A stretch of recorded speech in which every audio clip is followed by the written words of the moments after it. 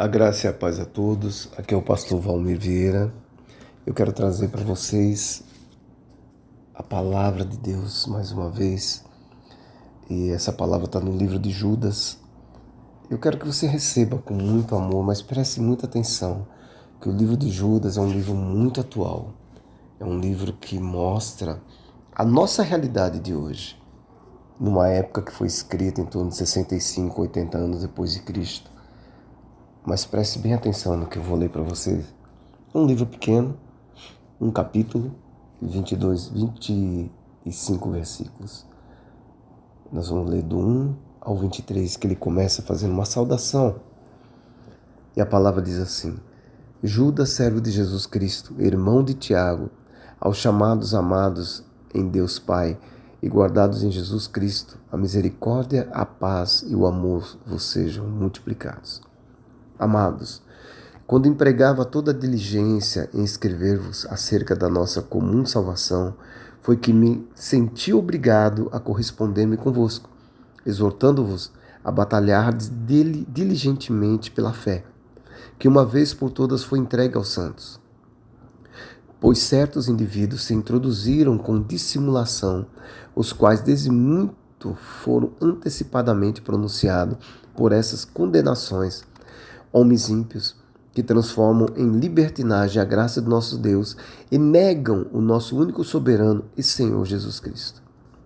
Quero, pois, lembrar-vos, embora já estejais cientes de tudo uma vez por todas, que o Senhor, tendo libertado um povo tirando-o da terra do Egito, destruiu depois os que não creram, e a anjo os que não guardaram o seu estado original, mas abandonaram o seu próprio domicílio. Ele tem guardado sob trevas, em algemas eternas, pois o juízo do grande dia, como Sodoma e Gomorra e as cidades circunvizinhas, que havendo se entregado à prostituição, como aqueles seguindo após outra carne, não possa para exemplo do fogo eterno. São postas para exemplo do fogo eterno, sofrendo a punição. Ora, estes, da mesma sorte, quais sonhadores alucinados, não só contaminaram a carne, como também rejeitaram o governo e difamam autoridades superiores. Contudo, o arcanjo Miguel, quando contendia com o diabo e disputava a respeito do corpo de Moisés, não se atreveu a proferir juízo infamatório contra ele. Pelo contrário, disse o Senhor te repreenda. Estes, porém, quanto a tudo que não entendem, difamam, e quanto a tudo que compreendem por instinto natural, como brutos sem razão, até nessas coisas se corrompem. Ai deles, porque prosseguiram pelo caminho de Caim, e movidos de ganância se precipitaram no erro de Balaão, e pereceram na revolta de Corá.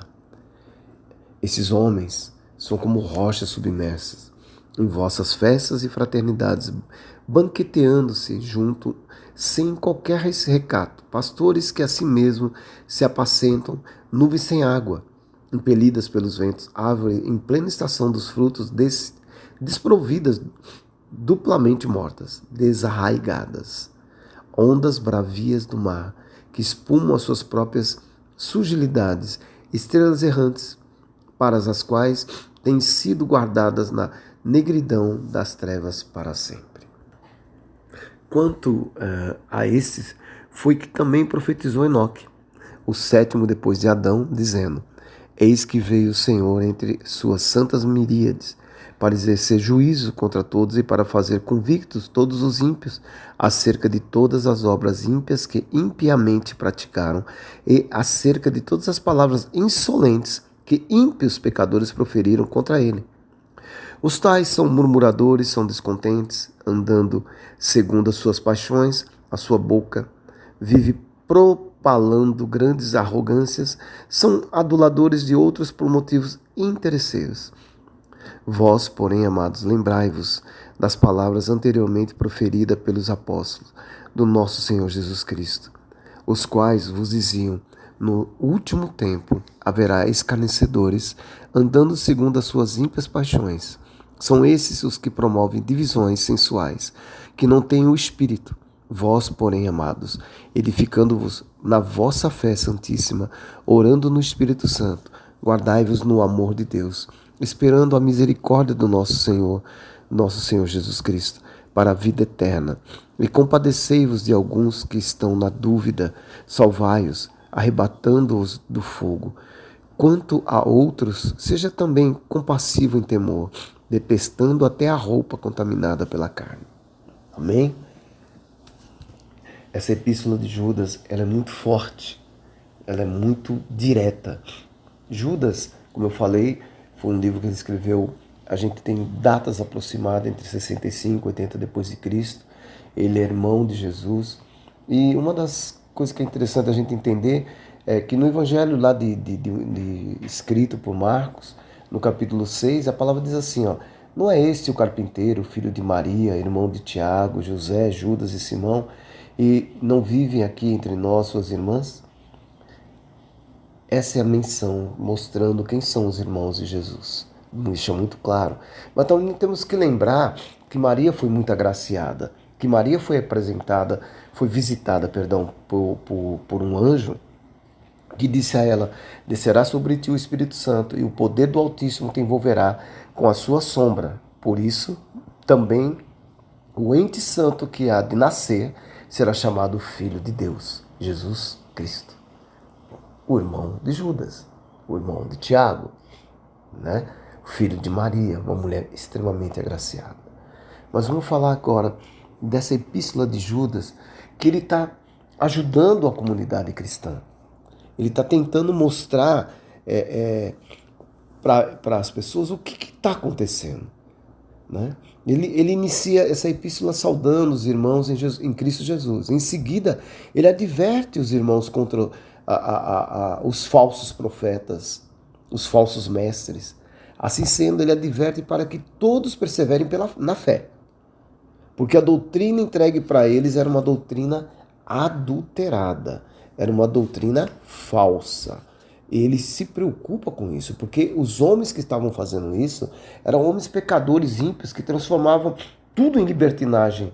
Ele fazia a graça não ter a verdade, então ele fazia libertinagem na graça de nosso Deus. E na época eles estavam negando o único e soberano Senhor Jesus Cristo.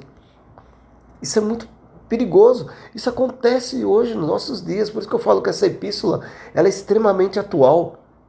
Não negue Jesus. Nunca faça isso na sua vida. Todo aquele que não crê vai ser condenado. Esses homens traziam ensinamentos falsos, com imoralidade, invertendo as palavras de Jesus. Eles tentavam contaminar a carne, rejeitando o governo, difamando autoridades superiores. Eles queriam corromper o povo de Deus. Por isso que ele fala assim sobre os caminhos, aqui ele fala de Caim, Balaão, Corá, porque assim, ó, não andem no caminho de Caim. Esse caminho de Caim vai te levar a caminho de morte. O caminho de Balaão, não andeis também no caminho de Balaão, porque é um caminho de ganância, de ensinamentos hereges, de um coração voltado ao dinheiro, à riqueza, às coisas do mundo. E muito menos não andeis no caminho de Corá, rebeldia, querendo poder a todo custo. Olha o perigo. O julgamento dos falsos mestres é tão certo que se fala que eles já pereceram, como aconteceu com Corá. Esses homens são como rochas submersas. Olha só, a palavra diz que em vossas festas de fraternidade, eles vão se banqueteando-se, juntos sem qualquer receio. São pastores que a si mesmos se apacentam. Eles não apacentam as ovelhas, eles querem ser apacentados, eles mesmos se apacentam. Eles não curam, eles não geram frutos, não ensinam corretamente, vivem de acordo com as suas próprias paixões, são arrogantes, são bajuladores de outras pessoas por motivos de interesses próprios. Motivos de interesses próprios. Amados, Nos últimos tempos haverá escarnecedores, pessoas sem o Espírito Santo, as quais elas dizem que têm o Espírito Santo, para tentar ou até enganar os filhos de Deus. Orem no Espírito Santo. Peça discernimento espiritual, amados, porque nós estamos vivendo exatamente o que está escrito aqui no livro de Judas. Procure ajudar os que estão fracos na fé. Tenha mais compaixão, ou muita compaixão. Seja uma pessoa altruísta. Tenha temor ao Senhor para você obter sabedoria. Procure se examinar. Examine a si mesmo. Peça que Deus silencie os ruídos da sua mente. Peça para que Deus abra os seus olhos, abra os olhos do seu coração, para você senti-lo, para você poder vê-lo. Esse tempo que nós estamos vivendo é tempo de muita oração e retidão. Esse tempo é tempo de entender o que é amar o próximo. Esse tempo é um tempo de perdão. Judas, nessa epístola, ele produz e reproduz a verdade que é a doutrina bíblica, ou seja, a palavra de Deus. Essa é a doutrina que nós temos que seguir. Não é a doutrina de homens, como está acontecendo em muitos lugares. Essa é a doutrina bíblica que temos que seguir. Essa é a única, que é a verdade. Porque a palavra de Deus, literalmente, ela é uma palavra contra a cultura do mundo. Se você entregou a sua vida para Jesus, se você vive dentro da palavra, você vive conforme a palavra de Jesus aqui, você vive conforme as doutrinas que estão na Bíblia, você é uma pessoa contra a cultura do mundo. Haverá perseguição? Sim. Haverá tempos difíceis? Sim. Haverá mortes dos filhos de Deus? Sim. A palavra vai ficar escassa? Vai. Mas você tem que continuar perseverando, pois ele virá. Ele está próximo. A vitória é certa. O seu galardão é grande. Então você tem que estar ensinando as pessoas o que é certo. Você tem que estar vivendo o que é certo. Vivendo a palavra de Deus. Eu vou te dar um exemplo até um pouco poético. Preste atenção no que eu vou falar. Os rios não bebem a sua própria água. As árvores não comem seus próprios frutos. O sol não brilha para si mesmo. As flores não espalham sua fragrância para si mesmas. Viver e servir os outros é uma regra, é vida. A vida é boa quando você está feliz, mas a vida é muito melhor, mas muito melhor, quando os outros estão felizes por sua causa. Pense nisso. Quando você puder, abra o livro de Judas, leia, medite nele e veja o que é que está acontecendo no mundo. Veja quantos Corás, quantos Caíns, quantos Balaão estão vivendo no nosso meio. Quantas pessoas estão deturpando a palavra de Deus, adulterando a palavra de Deus. Eu só quero que hoje você reflita isso, entregue a sua vida para Jesus. Se você está fora dos caminhos dele e outrora você era nos caminhos dele, volte para os caminhos de Jesus. Peça discernimento, peça perdão, peça paz e ele vai te dar. O povo de Deus clamou por uma libertação e Deus ouviu dos céus e mandou Moisés para ir, o grande libertador. Se você orar e clamar, ele vai te libertar. Se você orar e clamar, ele vai te curar. Que você tenha uma semana extremamente abençoada. Que a sua vida seja transformada através de Jesus Cristo. Não através de doutrinas de Balaão, mas através da doutrina bíblica, que é a palavra de Deus, que é a única verdade. Que Deus te abençoe, meu irmão.